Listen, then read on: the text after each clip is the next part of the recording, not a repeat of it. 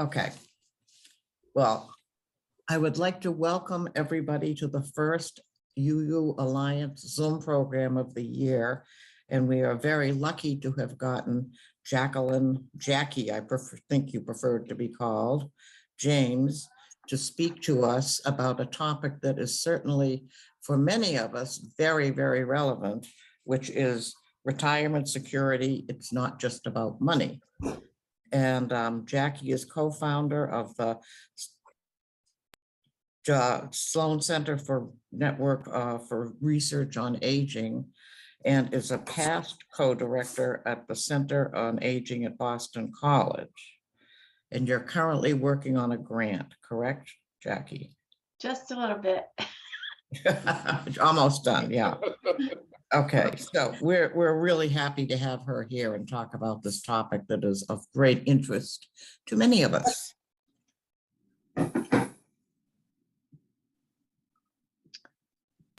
Does that make you? Yes, you can go ahead. Thank you. Thank you. Thank you all so much. I'm actually flattered to be invited to speak about this, and I'm interested in hearing your thoughts about retirement because it seems to me that some of you are a little further along than I am. I'm sort of in the midst of what I call a transition to retirement, and I will say more about that in a minute. But a colleague of mine at the University of Kansas wrote an op-ed for the Wall Street Journal a few months ago. And the title of it was, "I studied retirement for 44 years and then I retired." And it's all about how, with all the academic knowledge in the world, he still was surprised by a lot of things. And so it's a very nice op-ed. If you have a chance, you can Google it and get it. That's the title of it. So I'm going through the same thing a little bit. I've studied it a long time, and now I'm in the middle of it, and trying to figure out what I'm going to do work-wise and retirement-wise. And this is especially challenging, I think, in the middle of a pandemic. Yes. As you noted, Pat, I have, for the last 18 years, I've worked at the Center on Aging and Work at Boston College. And our mission is to make longer life a better life. And what I'm going to be talking about today is some of the work we have done to make that a reality, especially regarding new ideas about retirement.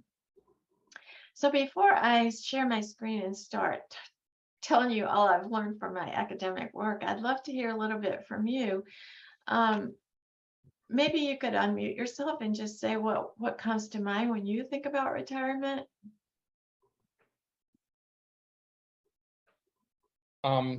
I can start. I actually did retire a couple of years ago and am really enjoying it. I actually have time for all the hobbies that I was trying to squeeze in while I was working.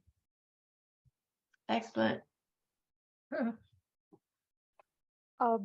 I haven't worked in a number of years. I sort of backed into retirement, but the thing, it's true for me, and I think for many in our generation, is retirement is much longer than it used to be as life expectancies get pushed out. Excellent point. Excellent point. Well, I'll say something. My husband just retired, so we are, a married couple who are trying to work out how's this going to work. And, I'm noticing more and more how really different our preferences are for a lot of things. And we have a lot of negotiation to do and a lot of working stuff out. So I think that must be a typical kind of issue that a lot of people would have who live with a partner. One of the things that is talked about a lot is people retiring at the same time, different times, and then together or not. It's definitely a factor in the way it goes. Anybody? Kathy? I've been retired for quite a while now, but I find when I talked after I made that decision, I had grandchildren that were being born, and I decided that was more fun than working. I found the difficulty is your identity changes, and so you have a hard time trying to people would say, what do you do? And you would say, I used to be a teacher, as opposed to that your identity is who you are and what you're doing. So I would say the change in identity as well as the change in your schedule, and that you lose contact with a number of the colleagues that you had and the social interactions you had. You have to work a little harder for that. Mhm. Yeah, I would second that. That's my experience is similar. Didn't know Kathy at the time, but it was a similar experience for me too. Mhm. Excellent. That's another point that people make. I'm not crying. My eyes are tearing. Yeah, we've been retired now for quite a while, from ministry, both of us. So it's kind of hard for two ministers to stop talking, if you know what I mean. But anyway, we manage, and we're very blessed with family and good friends like you, Jackie and Sam, and all the people around us that have made retirement very positive. Okay, anybody else? All right, then I'm going to try to share my screen.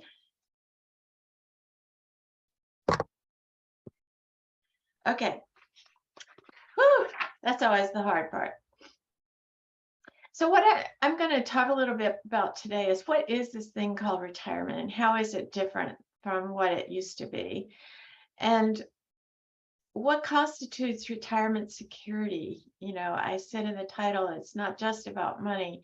So one of the things that I've been doing for the last 10 years is studying the psychological aspects of retirement, some of the things that all of you mentioned. And I'm going to talk about some studies that other people have done and some studies that we have done that relate to that. And then I'm going to go over a little bit the barriers to this kind of retirement security, which some of you did point out in the things that you said, and talk a little bit about instead of retirement planning, someone mentioned the fact that retirement is longer than it used to be. We're starting to think instead of longevity planning and new norms and expectations about that. And then I hope we have plenty of time for discussion.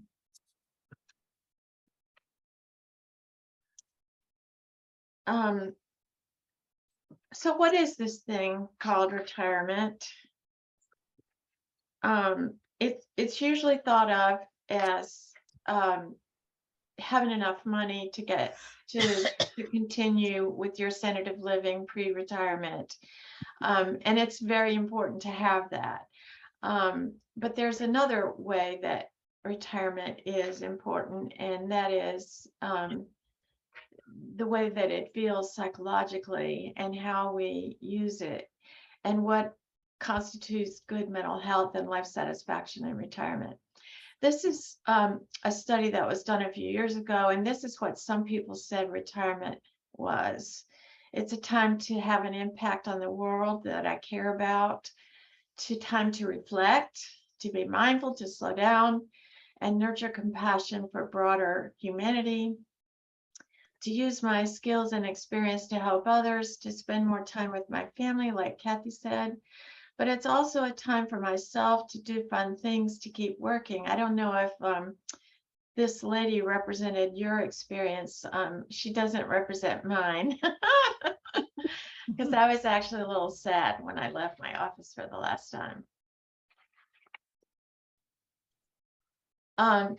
So what is this thing called retirement? In the first place, I have to find my... In the first place, retirement is not a discrete event. People don't just retire and that's it anymore. That's less common than what we see here, which is a graphic that was prepared by my economist at my center. What people do usually is gradually retire. And I'm going to use myself as an example. So for 10 or 12 of the years that I was at BC, we had a grant that supported my work, and we had 25 people working on the new context of aging and work and what employees and what employers need to do to adapt to this changing context in which people are living longer, they need to work longer. And so we did that work, and then that grant ended. And all of a sudden, everybody in my center went everywhere else. Nobody stayed except me. And I was able to get a grant to create a scholarly network of people interested in these issues of aging and work.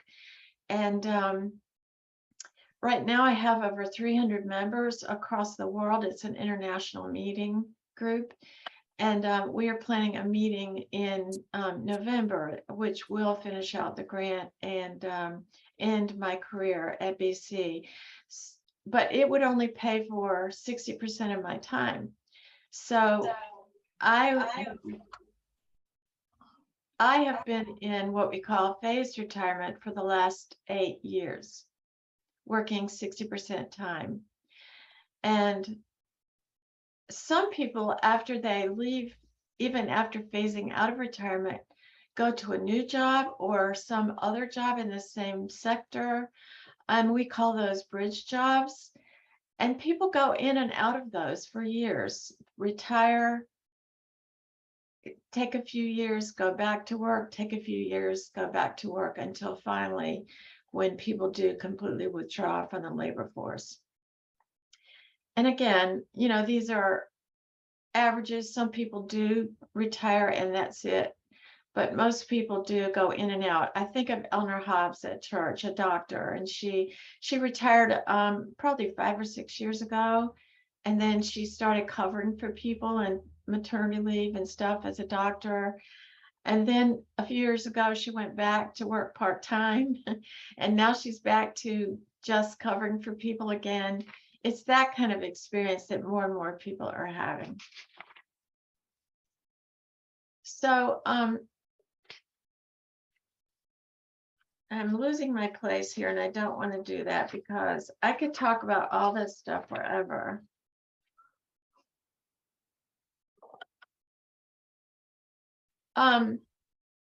As I said, retirement security is usually thought of as the extent to which a pre-retirement standard of living can be maintained. And Maslow, an early psychologist, developed this hierarchy of needs. And as you can see here, belongingness and love needs are what we believe is what he was talking about in terms of what we think about as the kind of security we need, the idea that we can keep our lives continue to matter as we age and after a long career work. So people in the middle of life are usually encouraged to diversify their financial risk by contributing to retirement accounts, saving, and delaying Social Security claims until the maximum benefit can be obtained. And there are lots of accountants and financial planners and all kinds of people doing this kind of work to try to help people to get this kind of retirement security. And even so, a lot of people don't get there. But there are very few guidelines for increasing the kind of security that we are talking about, the knowledge that our lives continue to matter. And because of this, a lot of people in their 60s and 70s are asking, you know, how will we live? What will we do? Who will we be for the next 20 or 30 years? And that's a very long time to think about. Until recently, the retirement years have been framed around leisure. And again, until recently, we expected to have only a few years of leisure before that inevitable decline that we all know to expect. So we have suggested that retirement security is not just about the money, but about feeling useful, about getting engaged in psychologically meaningful activities, finding our purpose. Kathy said she found her purpose in getting involved in the lives of her many grandchildren.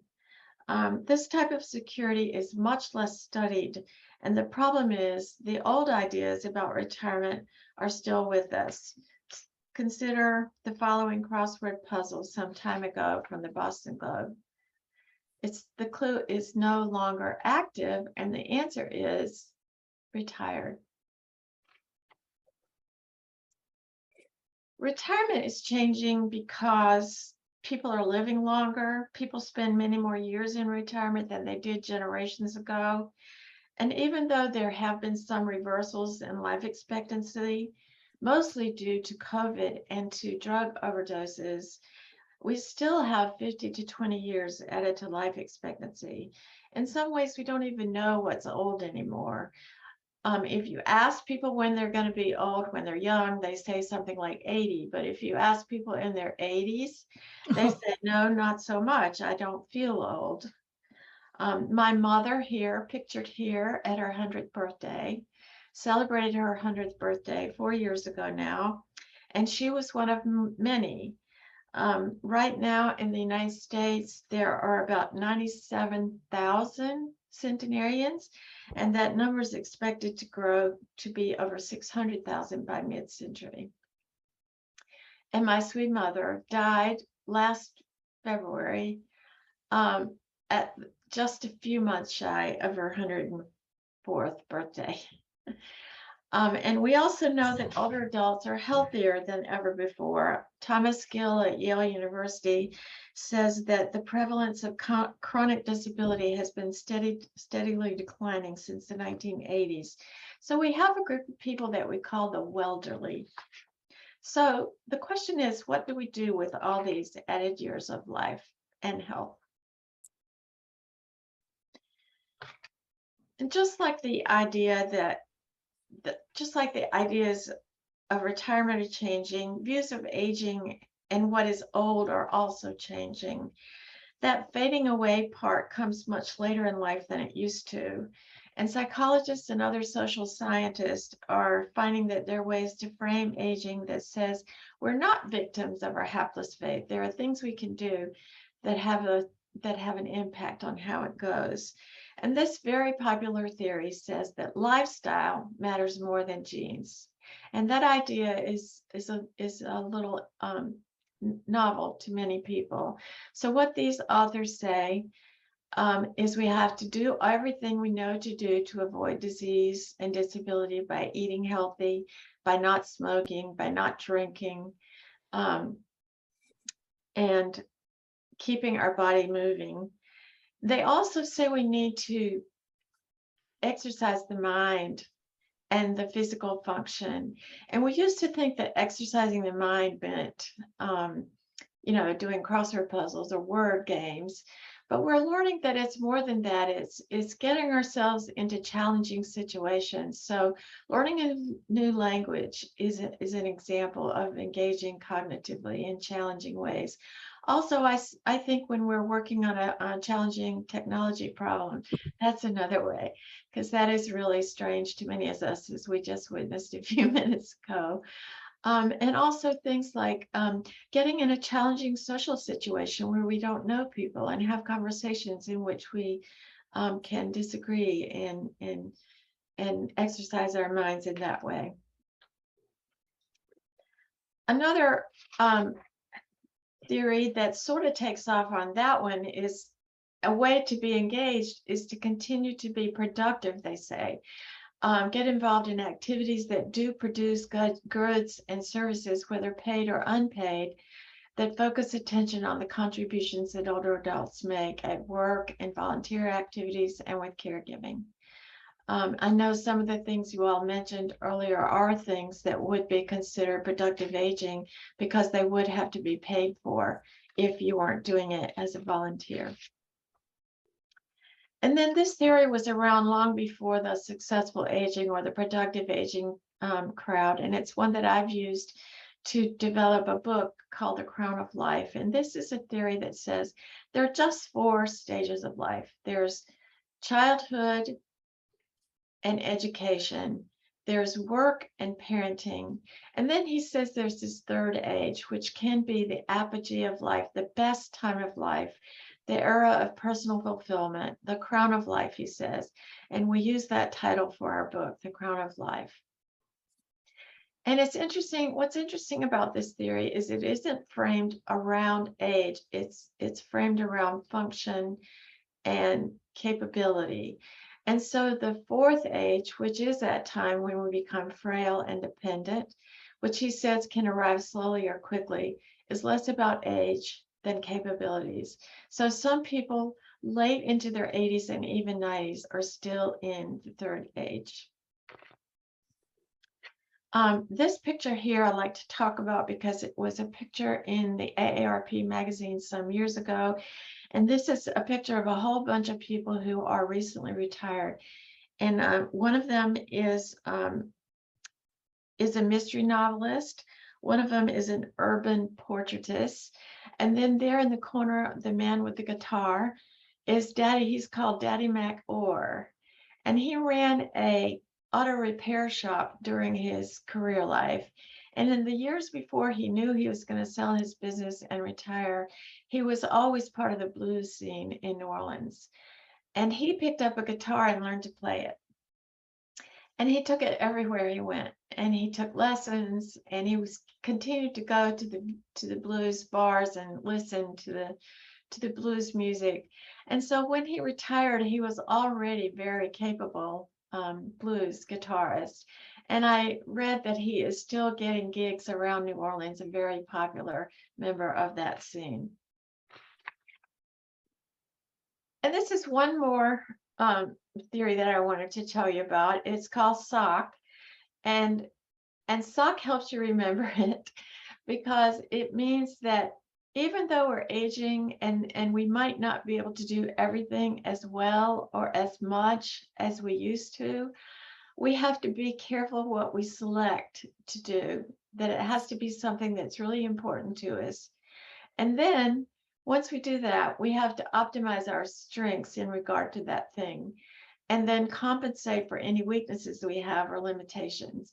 And an example of that I like to use is Johnny Kelly. He loved the Boston Marathon, and he ran the Boston Marathon until he was 84 years old. And then when he decided he couldn't run the whole thing anymore, he started running fewer miles. And I think at the end, he was running from Heartbreak Hill to the end. And then finally, he got invited to be the Grand Marshal of the marathon and rode in the parade with in the convertible with everybody cheering him on. He never gave up his involvement or his love for the Boston Marathon, but as he aged, he had to adapt, select the things he could do there, optimize his own strengths in relation to it, and compensate for his weaknesses. And I think that's a good example of this theory. So all of these theories that I've been showing you focus on accentuating the positive and minimizing the negative aspects of aging. And you know, we read about people jumping out of airplanes like President Bush did at the age of 90, and the woman who swam from Cuba to the coast of Florida at age 64, and ordinary citizens such as the woman who broke marathon records at the age of 90. Such stories as these lead us to believe that the new context of aging is really, well, you know, not aging. And that's not healthy either. I must say I don't particularly like the successful aging moniker or the productive aging one, because some say this is just another way of blaming the victim, the older adult who might meet health challenges in later life of no fault of their own. Are they not successful, or are they not productive? This has been criticism of those theories. So I think we have to kind of straddle the fence in accepting some of the exigencies of aging. We all have them, and we all have different ones, but we have to not allow them to hold us back unnecessarily. And I want to hear more of your thoughts about that during the discussion period. So what about this idea of retirement? Is it really the golden age we've always heard about? How satisfied are retirees? We see here that cross-sectional studies show that positive affect does increase with age. And that's cross-sectional, meaning it's a big study with a wide age range, and you look at over time and compare ages. But longitudinal data that tests any one individual over time show that life satisfaction on average is low in early adulthood and into midlife when it increases up to about 75 to 80, and then it starts to decline. And personality and attitude, again, play a big role in how this goes. Does increased leisure increase life satisfaction? And the answer, of course, is it depends.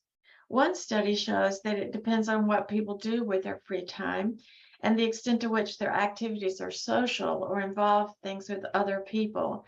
It also involves the extent to which they know how to play and how to maintain self-esteem, while, as George Vaillant says, giving up self-importance. And that gets back to that idea of identity that some of you were talking about earlier. A recent study reveals that expanded leisure is correlated with happiness, a sense of freedom that Mark talked about, of positive relationships, which someone talked about, Doris, I believe, and a focus on fun and satisfaction with daily routines. But these same authors find that expanded leisure has also been found to be associated with negative relationships, challenges, especially in couples, feeling of isolation, boredom, stress, and being directionless. That there can be this feeling of deterioration of stability, status, and privilege, and personal resources, which do negatively impact one's health in retirement, all of which, again, may be mitigated by social support. Another study finds that the losses outweigh the gains. So in some ways, the experience of expanded leisure depends upon how it came about. Repeated spells of unemployment are known to predict lower retirement satisfaction. We know too that voluntary retirement, or the feeling of control one has over retirement decisions, is another factor. Again, when people do not choose to retire, it's a different experience. And a lot of people do not choose to retire. As I mentioned, I did not choose to retire. I had to retire because my funding ran out. Taken together, these findings suggest that an over-reliance on leisure might be like relying on Social Security for one's income. As we all know, Social Security was never meant to be the sole source of income in later life. And we believe that the idea of a permanent vacation, as retirement as a permanent vacation, is equally unwise. In general, however, we see that most retirees are managing well, and satisfaction is generally high, at least up into the mid-70s and 80s. But wait, so far I've been telling you about the new context of aging than the old context, but the problem is there's still remnants of the old context hanging around. No matter how many attractive people AARP puts on the cover of its magazine, aging is still seen as going downhill. Shakespeare described growing old as sans teeth, sans ears, sans taste, sans eyes. The census still defines anyone over the age of 65 as dependent. And we still have this idea that retirement is a time of rolelessness, of not having a role in society, that it's actually adaptive for older people to disengage, to fade away. And this disengagement paradigm, the authors of that are still writing about how that is a good thing. It's easy to find evidence of this old context. Here's another crossword puzzle. The clue is preparing to retire, and the answer is packing it up. And here's another one. What is your retirement destination? And the answer is bed. So we still have deeply ingrained prejudices about older people and aging in general. And the worst part of this is it's okay to be ageist. We don't get sanctioned or run out of town if we make some ageist comment. There have been a lot of comments lately about President Biden's age and how he looks old and how he can't run again. Even though he is being shown to be most capable at his job, at least in my view.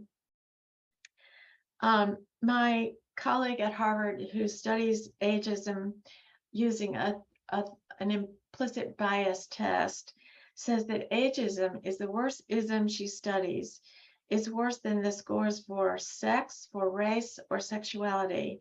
And even older people themselves are ageist.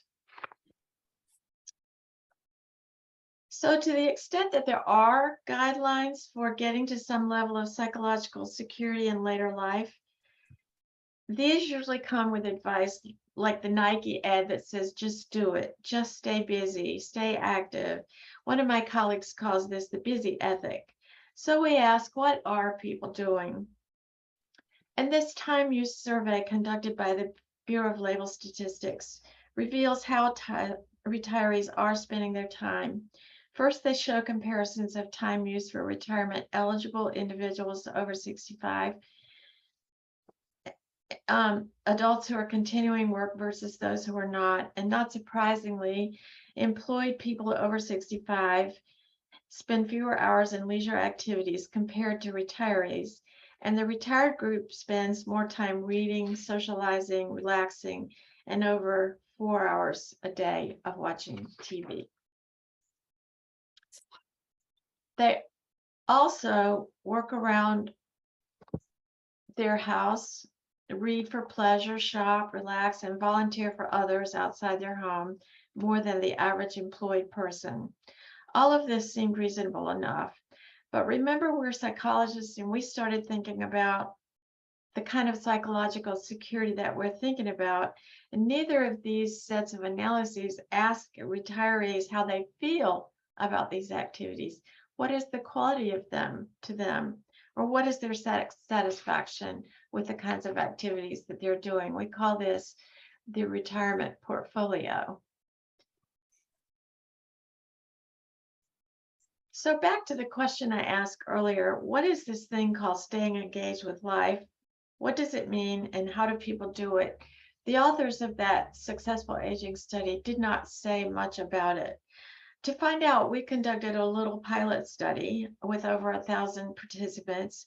We called it the Life and Times in an Aging Society study to examine the impact of different roles and different levels of engagement.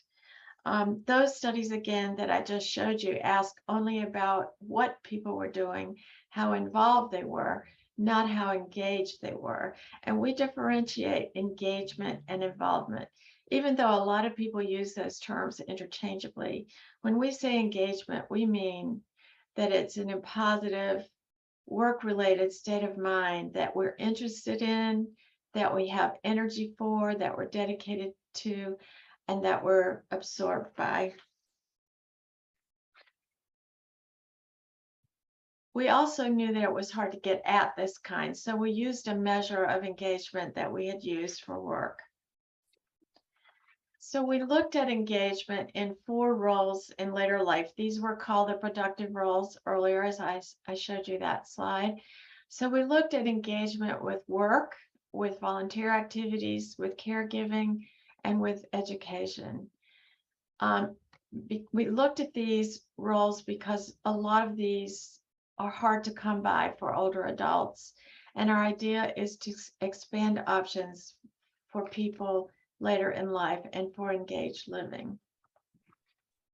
So you see here in our study, and I will say that it was a sample of BC alums, so the numbers are a little bit skewed by the fact that most of these people are highly educated and largely white. You can see here that work involvement goes down with age, although 30% of this group are still working post age 65. The highest percentage of volunteers is in the over 65 group as well. And again, due to the selection bias of our sample. And caregiving includes caring for own children, caring for a grandchild or a friend's child, caring for an aging adult 65 or older, and providing care to an ill or disabled adult under the age of 65. And I have to apologize, the volunteer band on this slide doesn't show very well, but it's one between the red and the gray, and you can see how volunteering changes over time, increasing and then only decreasing slightly. So this is what we did. We looked at people who were not involved in any of these activities, and then we looked at those who were, and then how engaged they were. If they could be low engaged, moderately engaged, or high engaged. And what we found is that high engagement predicts greater well-being compared to no involvement, and low engagement predicts lower well-being. And this is the clicker. As we age, it's better for our health and well-being to be uninvolved in something than it is to be involved and unengaged. And this, again, is my mother. And this was when she was 80, and we were in North Carolina to celebrate her 80th birthday with a big party. And my husband, Sam, was mowing the grass for her, and it wasn't to her satisfaction. So she went out there and mowed the grass herself.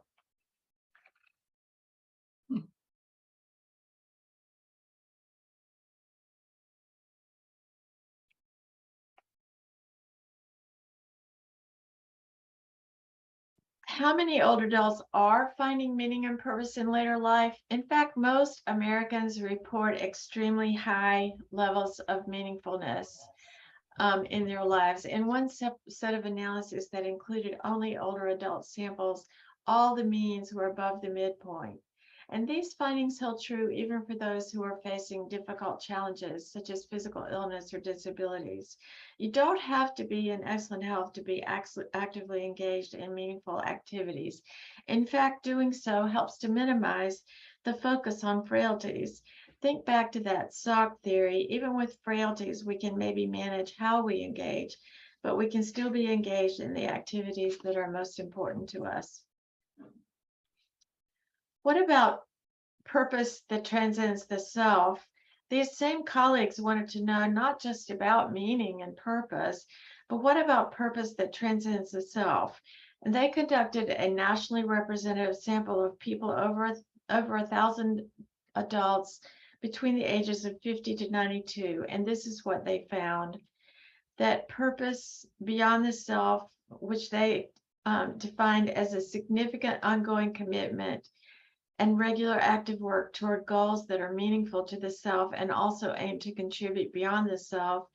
31% manifested this type of purpose. Neither income nor educational attainment nor health status were related to this purpose. And women and African Americans in particular were more likely to have this type of purpose. And purpose of this type was associated with life satisfaction, with wisdom, with gratitude, and empathy.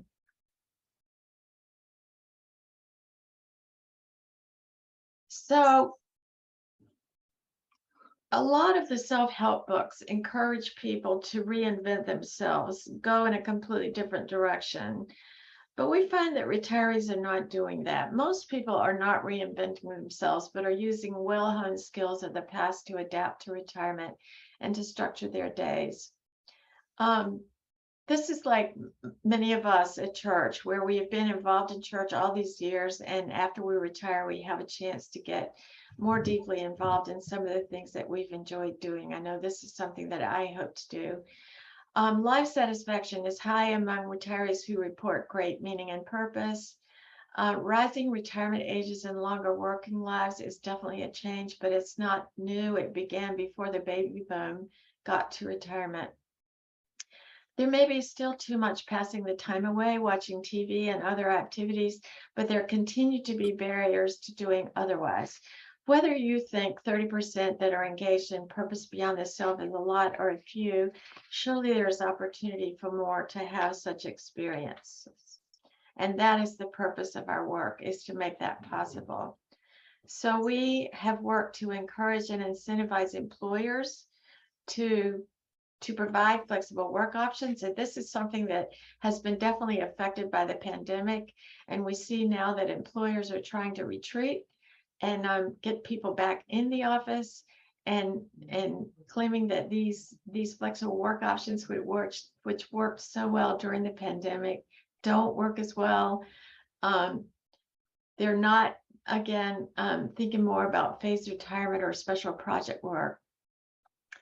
We want to support legislation that supports family and paid family leave. We want to think of the workplace as a setting for health promotion. A lot of workplaces are now working with their employees to improve their health activities to promote their health. And we need direct resources toward building the capacity of community-based organizations and other nonprofits to recruit and engage older adults for paid and unpaid positions. Perhaps this is something we can talk about in a discussion, and I want to get to that very quickly. What can we do to encourage financial and lifestyle planning for retirement? As we've seen in the crossword puzzles, the very word retirement has negative connotations to some people. People have suggested other words like rewirement and encore and third age and third chapter and so on. Perhaps we can start to think about longevity planning instead of retirement planning. So I'm going to skip over this. I'm part of a grand challenge in the School of Social Work. The whole social work orbit is doing a decade of grand challenges. There are 10 of them, and the challenge is to make changes in regard to that issue over a period of 10 years.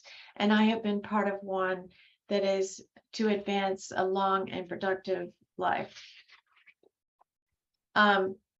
Singapore is being proactive about this, requiring employers to re-employ people, giving businesses credit to offset wages of employees over 50. One of the complaints of employers is that older workers are too expensive, providing wellness programs, offering education to older people. There's even a National Silver Academy, developing a skills future program that teaches all ages necessary skills for future jobs, and implementing a money sense program that teaches young and old how to manage money and invest. So this is the picture of how our lives have been up to now, with education being a big chunk of our lives, with very little leisure, with work and parenting being an even bigger chunk with even less leisure, and then a whole big chunk of time in retirement for leisure. And my colleague at Stanford has argued that we need a new design for this. We need to think of education as lifelong. We need to think of work as a longer span and be able to take breaks and go in and out of work when childcare needs and parenting needs demand more time from the parents, and maybe a little less in that leisure category. This is just a new suggestion for new norms and expectations. The problem is living in cultures designed for lives half as long as ours. Retirements that span 4 decades are unattainable for most people, and very few people can work and save enough money to educate children and spend 40 years in retirement. An education that ends in the early 20s is ill suited for longer working lives, especially with changes in technology. A long life is a gift, but can we really be grateful for it if it's still arranged the way that it has been? I think I'm going to stop there. I have some examples which I could go over, but I want to have time for discussion. Tell me what you want to do. Do you have questions that you want to ask?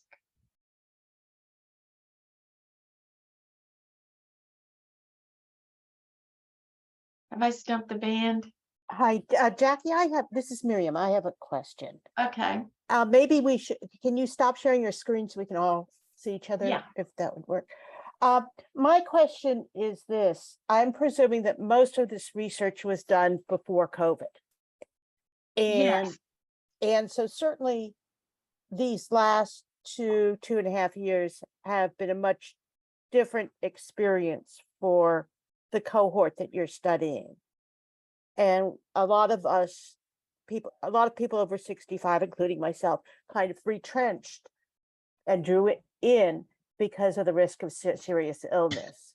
Yes. And now, so my question is, we know what's happened this last two and a half years. How do you think that this COVID experience and the new normal that we'll be living in post acute COVID risk, is that going to affect this whole field of retirement and how people spend their time and engage and interact? Yes, very good question. I've just been part of the National Academy of Sciences project for the last year, and we have been studying these issues in the middle of COVID affecting everything. And we tried our best to incorporate the impact of COVID. And in that report, we do. There was a massive retirement of older adults as COVID became apparent. Like you said, because fear of severe illness, also the push when everybody was going home to say, well, this is the time. But a lot of people now are going back. And I think employers for the first time are actually very interested in getting older workers back. Volunteering too was curtailed because of COVID. I mean, it's hard to do anything when we're shut up in our homes. So it had a major impact, and I don't have answers to how the recovery is going to be. I'm looking at evidence every day, and it's very mixed. Mhm. But again, a lot of people died too. So there's that, especially people in the service industries who had to go to work anyway. And I think that is what contributed to the reversal in the increased life expectancy, a lot of deaths of older adults, but also younger adults. Suicide rates and drug overdoses contributed to that as well. Thank you. Yes, I think this, Doris, that one of the most difficult things about getting older is losing people with death. And I remember one of our parishioners here in Rockport who reached to be almost 100. She once said to me, you know, the worst thing about growing old is losing all my dear friends. She said, I just feel that life becomes more and more diminished, and it makes me very, very sad. And I wonder, Yes, is there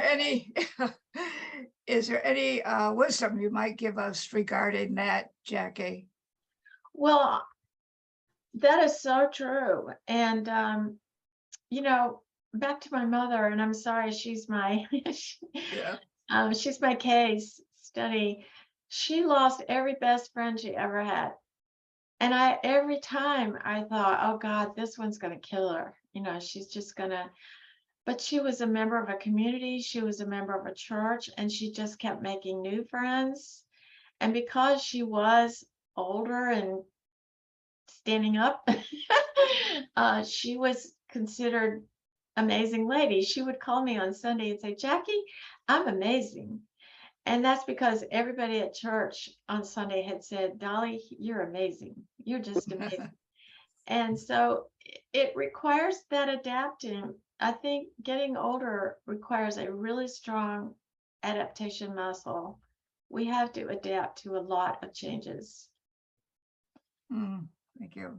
So it is sad, and then there's no getting around that. But I do think we have to move on, and I think that's why intergenerational relationships are so important, because our own cohort will eventually die, and we need to be making friends and in getting involved with younger people.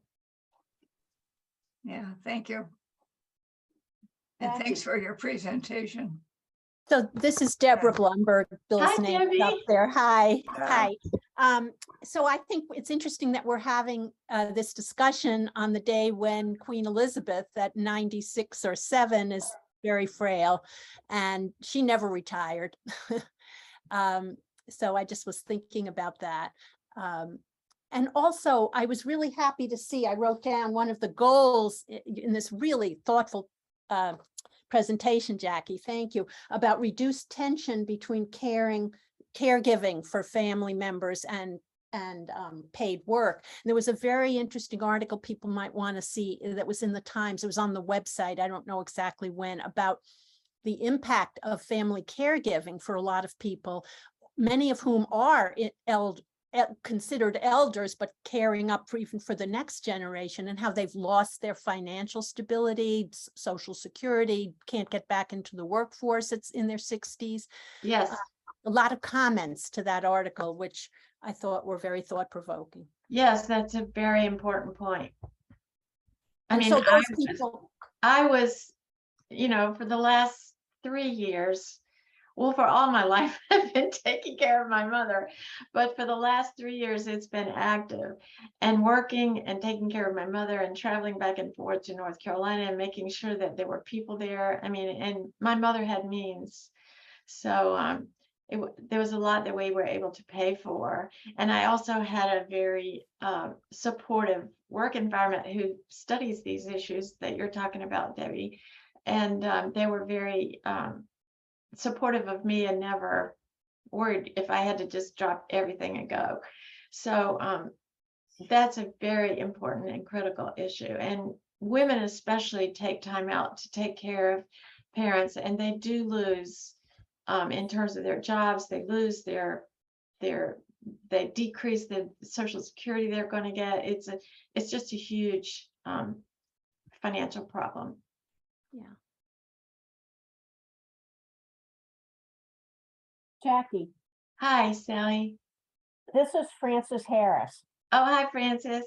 I am living in a small town in New Hampshire, and I just wanted to comment on something that Doris said about losing our friends as we age. Before I lived up here full time, we were here usually in the summers, and maybe 20 plus years ago, I started going to an exercise class up here. All women. And this summer, we had a birthday party because we realized that a lot of people in the class were having what we kindly called milestone birthdays. So we had 18 people at a birthday party. 2 people were turning 65. 3 people were, 1 person was turning 70. 3 people were turning 75. 1 person was turning 80 and 1 person was turning 90. And I just can't even, I don't even have the words to say how important that group of women has been to me for 20 plus years. It is the range of age. It is the example of seeing women who have stayed very active in singing groups, gardening groups, volunteer opportunities. It's seeing women who have said one day in class, oh, I won't be here for 2 months because I'm having a hip replacement, but I will be back. And sure enough, in a few months, they come back and they pick up right where they left off. So I have found that to be just an amazing lifeline in both social ways and physical ways. So I encourage anybody who can find a group like that, whether it's exercise or gardening or book clubs or volunteer work. I just think that's tremendously meaningful. It certainly has been to me. Yeah, and I went to your class one time, and one of the women was in the class with her oxygen. Yes, yes. And that's an example of that sock thing. She can't do it as much or as well, but she's still doing it. Yep. Yeah. Thank you, Francis.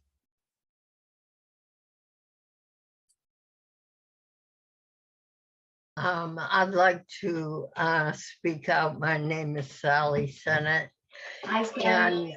and I was appalled that on your legislation screen, I don't know if you can get that back up. That might be complicated, but that there should be support or training for people over 50. This is completely ridiculous. The prejudice against people over 50 is because they're hard to handle. They know about sexual harassment suits. They're not as easy to manipulate as someone in their 20s. There's absolutely no cognitive or physical reason in most spaces, in most cases, for people age 50 to need legislative help. They need, this is a very good example of it, aging prejudice. And I think we should spend some time talking about how the prejudice against aging can be combated in our ordinary lives. How can we affect solutions to this very great problem? I agree. It is the challenge of the century, especially as we have older men running for president. I wrote an op-ed when Biden ran for president, and the title of it was "Age is not the measure of the man," and they didn't publish it. And so, but about the training, I think that's a very interesting point, and this is a way that employers are prejudiced. They don't think older adults are interested in training, and there's a lot of data that says they aren't. But if you look closely at the data, if the older adult doesn't perceive the training as being relevant to their work or what they have to do every day, they're not going to do it. But if they see it as important and something they need to know how to do, they're willing to be involved. And there's some evidence. We in this National Academy of Sciences work that I just did, we came down on the side of it could be, there needs to be training that is geared toward older adults. They might not be as quick or as easy to grasp the material as some of their younger counterparts. So we talked about how to encourage employers to have training programs that are geared especially for older adults, recognizing that that can also add to the stigma, you know. So it's a double bind, a little bit of a double bind. But when training is designed to help people understand something they need to know and developed in a way that they can grasp it and use it, it takes practice. You know, I learn Excel one day and then 3 days later, if I haven't done it again, I can't do it anymore. So it really takes consistent use and practice. But there is that prejudice that old adults can't learn, Sally, and that's what I think you were mostly talking about. Well, what I'm talking about is that 50 is not an older adult. When people are living to be 95 and 100, yeah, that's a good point too. 50, you are completely capable of getting the education or going to computer lab or doing what is whatever is necessary to be employable.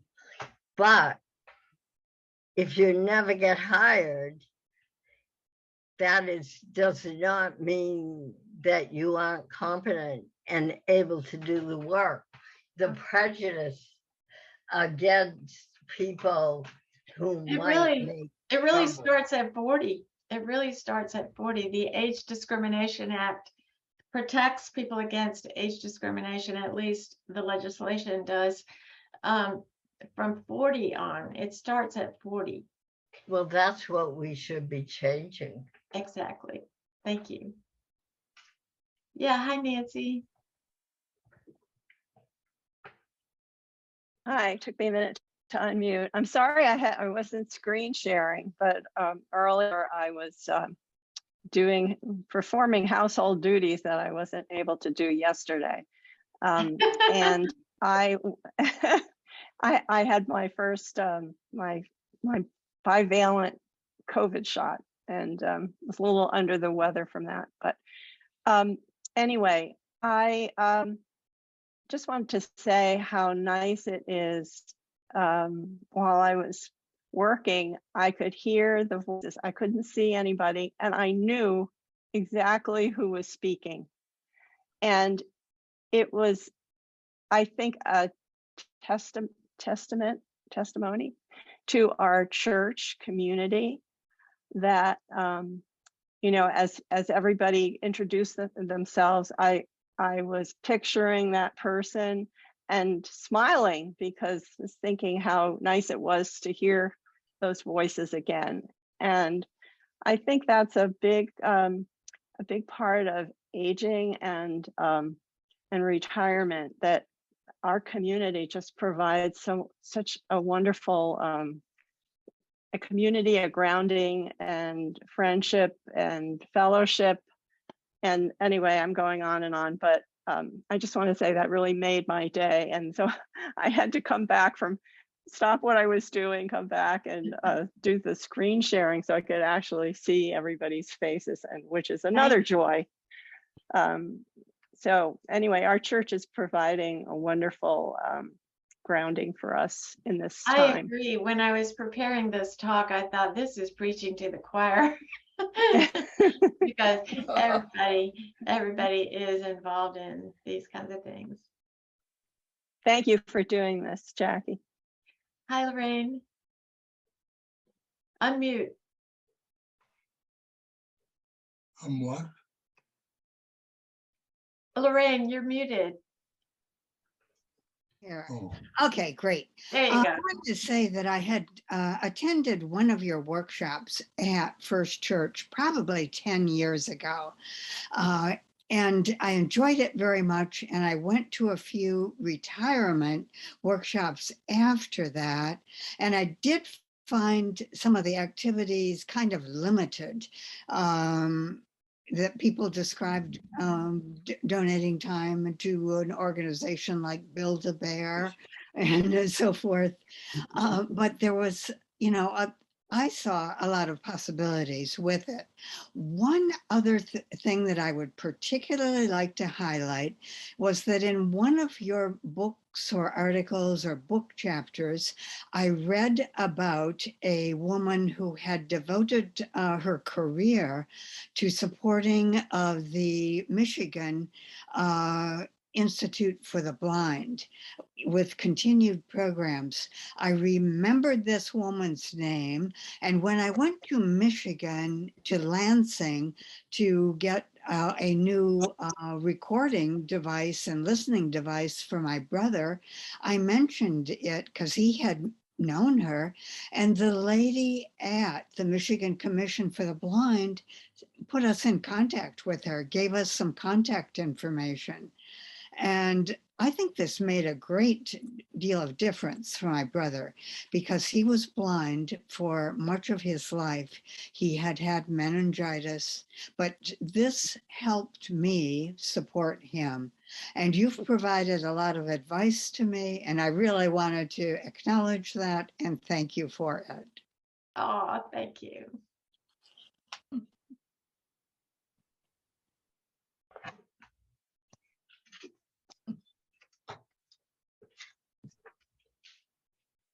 I think that might be it. Well, so many thanks, Jackie. Yes, Just thank you. seeing your face gives us all a big help. Yes, thank you. Jackie. Thank you very Yeah, much. I really wish we could do this in person, but it's been great to see you all too. Yeah. Thank you. Thank you. Thanks, Jackie. It was a great Thank you. overview of a lot of the issues that we're all aware of and some that we weren't so aware of. So thank you. All right. All right. Bye-bye. All right. Thank you Bye. all.